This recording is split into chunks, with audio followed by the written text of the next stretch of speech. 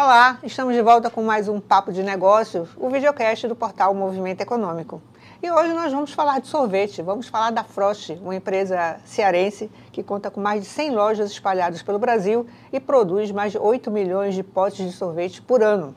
Segundo o ranking As 5 Mais da Scantec Brasil, em parceria com a Super Varejo, a Frost é a marca que mais vende no Nordeste e a quinta no Brasil. Atrás dessa expansão, há uma nova geração que vem assumindo o negócio com um olhar mais tecnológico, mais inovador, mais atento às mudanças do mercado. Edgar Felipe Sagantini, com apenas 23 anos, é o atual diretor executivo da Frost. Ele já passou praticamente todas as funções dentro da empresa e hoje lidera com ideias próprias. E é com ele que nós vamos conversar. Edgar Felipe, seja muito bem-vindo ao nosso Papo de Negócio, é um prazer receber você aqui. Um prazer estar aqui, muito obrigado, Patrícia, pelo convite. Espero ajudar a corroborar aí com aprendizados que eu tive ao longo da caminhada também. Muito bom, vamos aprender também com você, né? Bom, para começar, eu queria trazer um pouco da história do pai do Felipe, ele prefere ser chamado Felipe, né? São dois Edgar na família, aí faz confusão, né? Então, Felipe, um pouco da história do teu pai. Teu pai, quando criança, ele começou a empreender catando ferro velho para revender e ganhar um trocado. Mais adiante, você já não precisava disso, né? Você já estava aí numa família, de certa forma, confortável. Resolveu vender doces na escola. Né? Como é que chama aquele doce? Marujinho. Marujinho, né? Um doce bem famoso, né? E eu acho que isso fala muito do espírito empreendedor da tua família, né?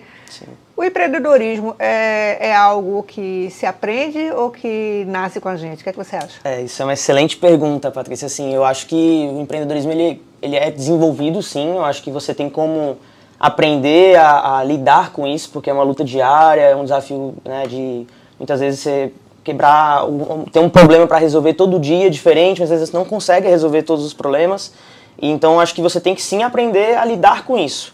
Mas na minha família é uma coisa que realmente veio desde a minha avó, na verdade, lá de trás, né? Minha avó, ela estudou até a 4ª série, então ela empreendeu por meio da costura, ela era costureira, aí ela abriu a primeira loja dela, aí começou a costurar roupa e tal. E assim, ela que foi a primeira da família a ter uma visão empreendedora nesse sentido. Meu pai também, né, foi fazer faculdade, mas ainda assim, para pagar a faculdade precisava empreender. E aí até um dia que ele abriu a sorveteria, e aí dava mais dinheiro à sorveteria do que ser engenheiro elétrico, que é o que ele se formava. Ah, tá. Mas ele abre uma sorveteria que não é a Frost. Não. A gente é de São Paulo, né? Meu pai é paulistano, eu sou do interior de São Paulo, Sertãozinho, perto de Ribeirão Preto. Sim. Então a primeira empresa que ele fundou, né, a sorveteria, depois virou a indústria, foi em São Paulo. A gente veio para o Ceará, né, no Nordeste, que era o sonho do meu pai, em 2002. Então meu pai começou a empreender lá na década de 90. Só em 2002 ele veio para o Ceará e em 2006 a gente adquiriu a Frost. E ele veio por quê? O que é que atraiu ele aqui? Como ele já tinha a indústria de sorvete lá, né, sempre tinha um desafio do inverno. Então chegava o inverno, 80% do volume caía. Então, todo inverno meu pai inventava de fazer alguma coisa diferente. Era loja de R$1, era, enfim, vários negócios, porque o inverno não dava para sustentar, pagar as contas. Então, na cabeça dele, né, assim como todo mundo pensa, cara, no Nordeste é praia, é sol o ano todo, é verão, vou morar um dia, ele era doido para morar na praia. E aí ele sempre teve esse anseio de vir pro Nordeste, até que surgiu essa oportunidade. E aí veio, né, a gente vim com um ano para cá, pro Ceará, para Fortaleza. E veio eu, minha mãe e meu pai. Então a gente mudou, assim, não tinha ninguém no Nordeste, não tinha rede de apoio ninguém. Mas vocês vieram trouxeram a fábrica também? Não, a fábrica ficou lá até 2018, inclusive, né? Depois que a gente trouxe tudo pra cá, focamos de fato na Frost. Mas o intuito de ter vindo pro Nordeste era acreditar de fato numa praça que era muito diferente do que ele tinha lá e que ele gostaria muito de aprender essa cultura, essas coisas diferentes que aqui no Nordeste tem bastante, né? Inclusive de sabores. E quando ele chegou aqui, ele já tinha algum negócio em vista? Porque a Frost surgiu em 1990. Isso. Né, foi fundada em 1990. Ele já veio olhando para a Frost ou a Frost apareceu na verdade, golpes de sorte que... na verdade, a gente entrou numa sociedade com uma outra empresa quando ele veio para Fortaleza. E aí ele ficou em 4 anos nessa sociedade. Ele se desfez da sociedade e comprou a Frost em 2006. Então, foi uma oportunidade, sim, né, a Frost, mas não foi não veio para cá por causa da Frost. A Frost foi depois de 4 anos, inclusive, que a gente já estava em Fortaleza. E quantos anos você tinha nessa época? Em 2006 tinha 5 anos, né? 5 anos. Você cresceu dentro da Frost? Então? Sempre. Na verdade, desde antes, né? Quando eu nasci na indústria de sorvetes lá em Sertãozinho. Era a nossa casa e a ruazinha dos caminhões e a indústria de sorvete. Então eu nasci, eu brinco, sempre falo, né? Que quando eu nasci, a gente se mudou, meu quarto virou estoque de leite. Que é o almoxarifado virou a casa, entendeu? Então eu nasci nessa vivência mesmo, desde o começo. E eu acho que foi por isso que também me tocou o empreendedorismo desde pequeno, né? E você trabalhou na empresa em vários cargos diferentes. Quando fala um pouco da tua experiência aí? Então, antes de eu entrar de fato na empresa, meu pai me cutucava, né? Eu queria sempre comprar um brinquedo, sei lá, no Dia das Crianças, comprar alguma coisa.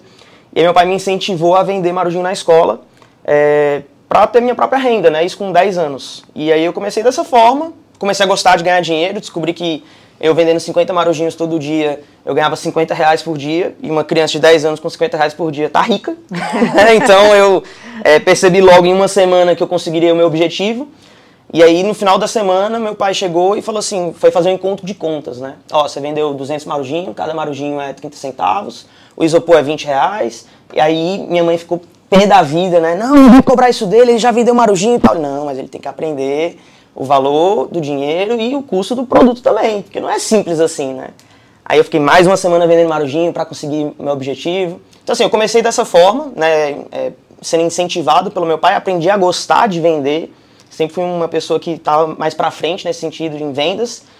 E aí, a partir dos 12 anos, todas as férias, meu pai me levava para a fábrica para conhecer, trabalhar e ganhar um salário trabalhando com o que podia lá ajudar, né? Então, trabalhei desde a indústria, adesivando copinho, até a porteiro, entregador, caminhão, operador de câmera, vendedor. Trabalhei em todas as funções quando eu era criança, adolescente.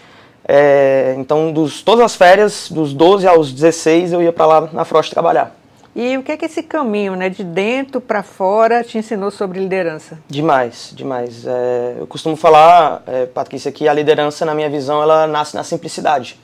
Porque eu acredito que o olho no olho, você saber como tem que ser feito, porque você já fez, você conhece aquele processo, é muito mais importante, porque a liderança só acontece por causa que o exemplo arrasta. Né? Então, por eu ter vivenciado desde pequeno tudo isso, eu sabia o exemplo certo a ser feito e eu era o próprio exemplo muitas vezes.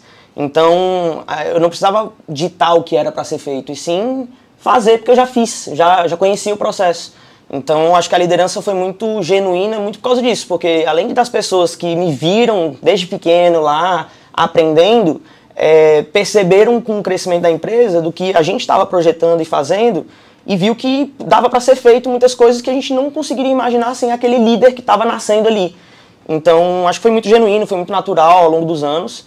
E para mim foi muito importante ter esse processo desde a base, porque foi a forma de entender melhor o processo, questionar. Eu sempre voltava com muitas dúvidas, questionava, era muito curioso. Então, sem esse processo, assim, eu não sei onde eu estaria hoje. Com certeza foi fundamental para a minha evolução. Então nunca passou pela sua cabeça ir para outra área, né? Tinha uma discussão lá em casa que era assim, a minha mãe, muito protetora, né? Ela falava assim, não, ele tem que estudar, ele pode fazer o que ele quiser, ele pode ser médico, ser advogado e tal. E aí o meu pai falava assim, não, claro, ele pode fazer o que ele quiser. Ele pode estar na indústria, ele pode estar na logística, ele pode estar no comercial, ele pode... Então, assim, não é que eu nunca imaginei que eu não poderia fazer algo diferente. Eu sempre soube que eu poderia ter a possibilidade. Mas eu sabia que se eu escolhesse o que meu pai gostaria e que eu estaria indo bem, seria o gol de bicicleta, digamos assim, né? Seria fantástico. Então, acho que acabou que eu tive essa sorte, digamos assim, né? Eu acredito muito em Deus, que conduziu essa situação para que acontecesse da forma que é para acontecer. E você tem 23 anos. 24. 24, né? 24 anos. Você fez 24 quando? Fiz agora em fevereiro. Fevereiro, muito bem. Então, você é uma liderança super jovem, né? À frente de uma empresa que tem aí 800 funcionários. Quase 1000 já, estamos chegando já. Eu estou toda desatualizada nos números, viu, hein? Vai me atualizando. E que mudanças você trouxe, né? Que mudança essa mente jovem trouxe para o negócio? Lá na empresa a gente tem eu e meu pai, a gente tem muito alinhamento do onde a gente quer chegar. mas o como a gente discute demais. O como é uma discussão muito calorosa, mas muito benéfica, porque a gente sabe que a gente tem o mesmo interesse, o mesmo intuito, o mesmo objetivo. Então, desde o começo, a gente tem uma visão lá que o Felipe é o cara que traz muito a inovação de um negócio que não existe, de uma coisa que, caraca, ninguém imaginava isso. E o meu pai sempre é o cara da experiência, o cara que já fez isso uma vez, ele sabe como conduzir e segura o maluco, né? Então, é aquela coisa, eu prefiro segurar o doido do que empurrar o morto. Então, o Felipe é o doido, meu pai é o cara que segura o doido. Então, trazendo na prática, né, teve várias questões, como as próprias lojas, né, que hoje é um dos principais canais de venda hoje da Frost, foi uma ideia do Felipe em 2018, lá atrás, quando meio que a gente fez essa divisão, quando eu criei meu próprio negócio, de certa forma, acabou que ficou muito grande o negócio e a gente decidiu juntar, acoplar, a gente já usava a marca, tudo, a indústria, mas era um modelo completamente diferente de indústria, porque até então a Frost ela atendia o supermercado, o varejo, o B2B. Né? E quando a gente foi para as lojas, a gente teve a visão do foco no cliente de fato, do consumidor final que estava lá querendo pedir um sabor novo, querendo entender como é que participa de uma promoção, e a gente nunca tinha esse viés dentro da indústria, né? A indústria tem um desafio grande de conseguir entender a perspectiva do consumidor final. Então, com as lojas, a gente conseguiu ter essa visão muito mais clara, muito mais robusta e muito mais estratégica para o negócio. Então, a partir daí, muita coisa mudou, né? Então, por exemplo, a gente implantou um comitê de P&D, a gente implantou governança, né? Trouxemos OKRs, orçamentos, então uma visão estratégica, um planejamento estratégico que envolvesse, por quê? Porque as lojas já eram uma visão completamente diferente do que a gente tinha tido até 25, 28, 27 anos mais ou menos de Frost, até aquela época, né? E esse novo negócio pedia isso, pedia, né? Pedia mais tecnologia, exato, pedia inovação. Exatamente. Então, assim, ao longo dos anos, a gente, lógico, lá em 2018 eu não tinha ideia disso, né? Na verdade, as 2 primeiras lojas que a gente abriu foi um fracasso total. Eu costumo brincar que quando a gente começou as lojas, eu pedi emprestado pro meu pai 250 mil reais para abrir essas 2 lojas.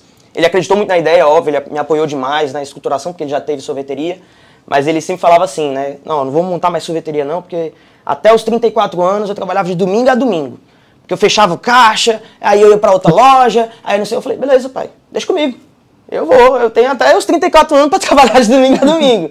Então, no começo, a gente acreditou muito no projeto, só que passados 6 meses, eu estava devendo mais 200 mil reais pro meu pai, de prejuízo, né? Então, não foi fácil, foi um desafio, a gente não deu certo de primeira, digamos assim. E o que é que aconteceu aí? O que é que aconteceu para não dar certo e qual foi o pulo do gato para que você conseguisse chegar sem loja? Sim, tem várias coisas, não foi uma coisa só, né? Mas eu costumo dizer que quando eu estava fazendo rota nas lojas, eu costumava perguntar muito pro cliente se ele conhecia a Frost já, qual o picolé dele que ele estava levando, por que ele não levava mais, se ele já revendia os produtos. Então muitas coisas mudaram, né? Então, por exemplo, nessa época a gente não tinha a linha Marujinho como a gente tem hoje. A gente não tinha nem metade de todos os SKUs, todos os picolés, sorvetes, açaís que a gente tem hoje, não tinha nada disso. Então, teve algumas mudanças, né? A principal delas, que é um case nosso de sucesso, que é o atacado. Então, acima de 5 unidades que você pega de qualquer produto da loja, você leva no atacado. Então isso foi uma coisa que fez acelerar muito o nosso crescimento, porque o nosso modelo de loja não é uma loja que você vai lá para tomar sorvete.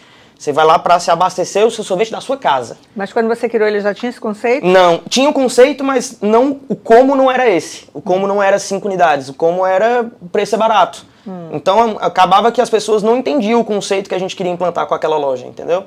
Então essa foi uma das coisas que a gente mudou, teve questão de rebranding que a gente fez também, que a gente mudou, lançamento de produto, então tem uma série de frentes, a própria tecnologia do iFood, que na época nem tinha iFood, né? Então a gente explodiu, eu fui a primeira sorveteria do Nordeste a entrar no iFood, a primeira loja de sobremesas a entrar no iFood.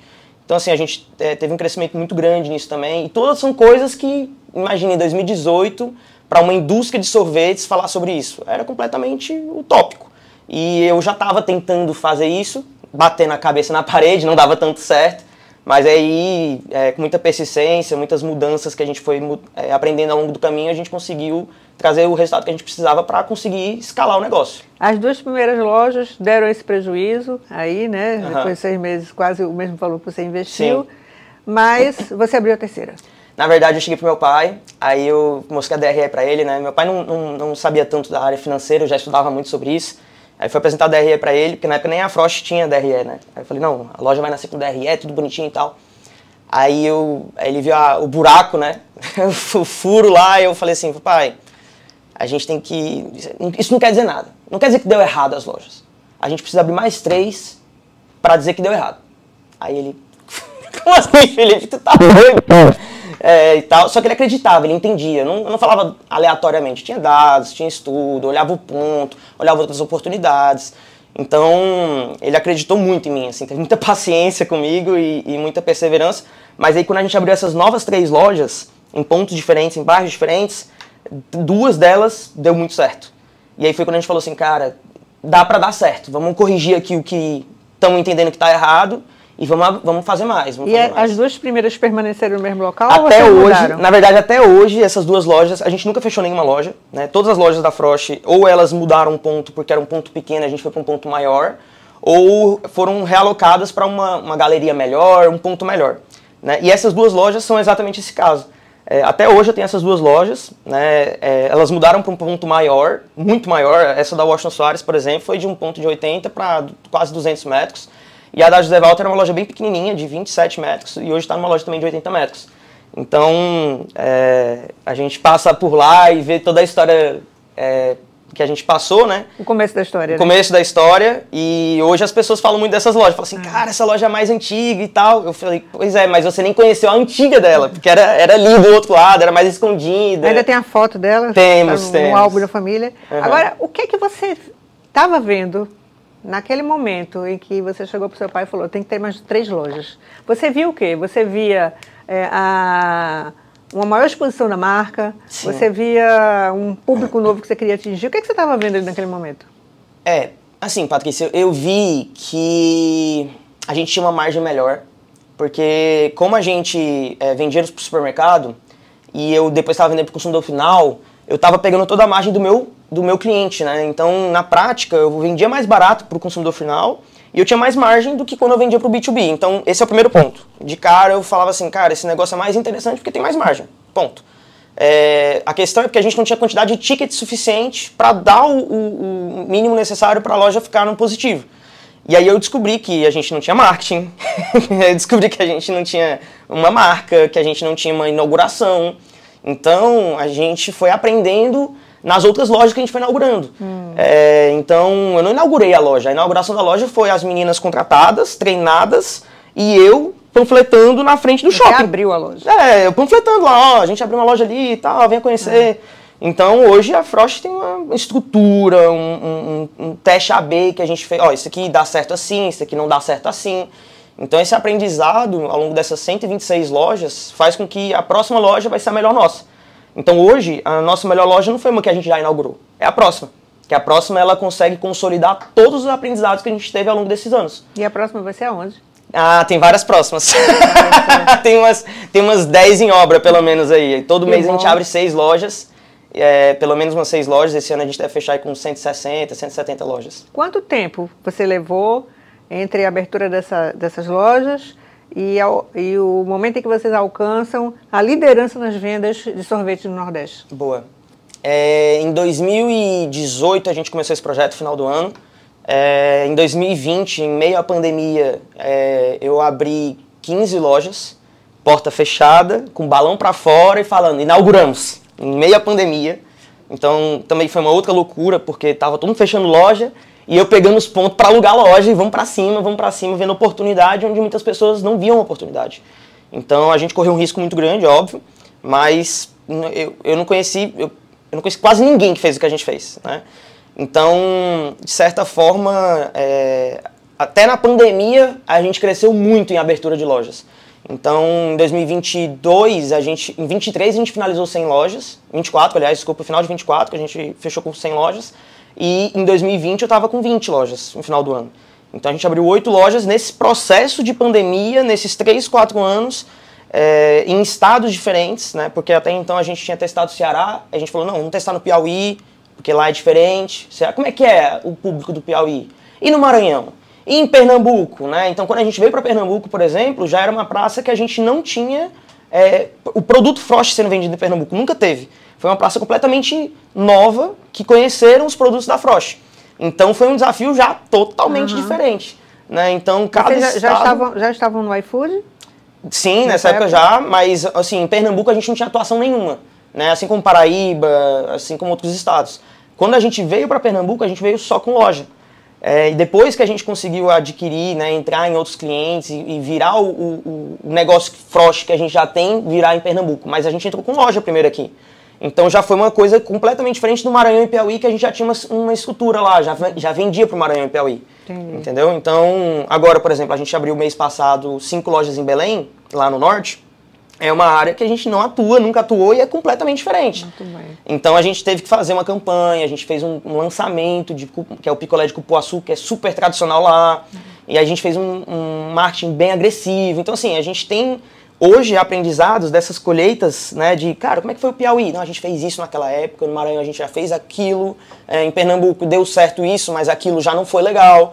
Então, até as entradas estratégicas em novas cidades, porque interior é diferente também. Aqui em Pernambuco, claro. Em Recife, a gente tem loja em Recife, eu tenho loja também em Caruaru. E é completamente diferente. O público, o perfil, a rua, o ponto, tudo é diferente. Perfeito. Então, a gente foi aprendendo ao longo do tempo e essa escalabilidade fez com que a gente conseguisse aprender mais rápido. E como foi assumir o negócio com seu pai ainda, né, presente na empresa, né? Há sempre um choque de gerações. Isso foi muito expressivo? O que você aprendeu com isso? Sim, como eu falei, assim, eu e meu pai, a gente tem conflitos acalorosos, digamos assim, mas na prática a gente está muito alinhado. Então ele me dá muita autonomia, muita liberdade para fazer o que a gente acredita. E hoje, cada vez mais, ele está numa posição de conselho também, de uma visão, porque hoje a Frost é um grupo, né? A gente tem muitas frentes, muitas iniciativas e acaba que a gente tem que ter uma governança mínima, um aprendizado entre liderança. Hoje a gente lidera líderes, né? Então não é mais o Felipe que vai lá na loja e fala, a tomada vai ser aqui, a fachada vai ser assim, a gente vai eu contratava as pessoas, as meninas entrevistavam uma a uma, treinavam uma a uma. Hoje não dá para fazer mais nada disso e muitas coisas acima disso também não dá para fazer mais, não dá para acompanhar mais. Então meu pai sempre me deu muita autonomia, muita liberdade, porque ele viu que estava dando certo, né, que do jeito que eu estava fazendo estava funcionando, isso é um ponto também, mas ao mesmo tempo ele teve muita paciência comigo, porque realmente, como qualquer jovem, o cara quer fazer tudo, vamos pra cima, fazer o que e tal, e também tem que ter um pouco de sanidade, um pouco de calma. Seguro doido, né? Seguro doido, porque no final das contas a gente precisa ter um pouco de equilíbrio disso, né? Ok. Para finalizar, eu quero fazer um bate-bola com você, tá bom? Vai. Perguntas e respostas aí. Um sabor que define a sua personalidade. Sabor de sorvete? Da Frost, lógico. Lógico, claro. Eu adoro as paletas, né? Lá na empresa eu costumo falar que eu treino pra tomar sorvete, né? Então todo dia eu tomo um pura fruta, que é zero açúcar, baixa caloria. Pura fruta tá dentro da dieta. A nutra que passa, tá suave.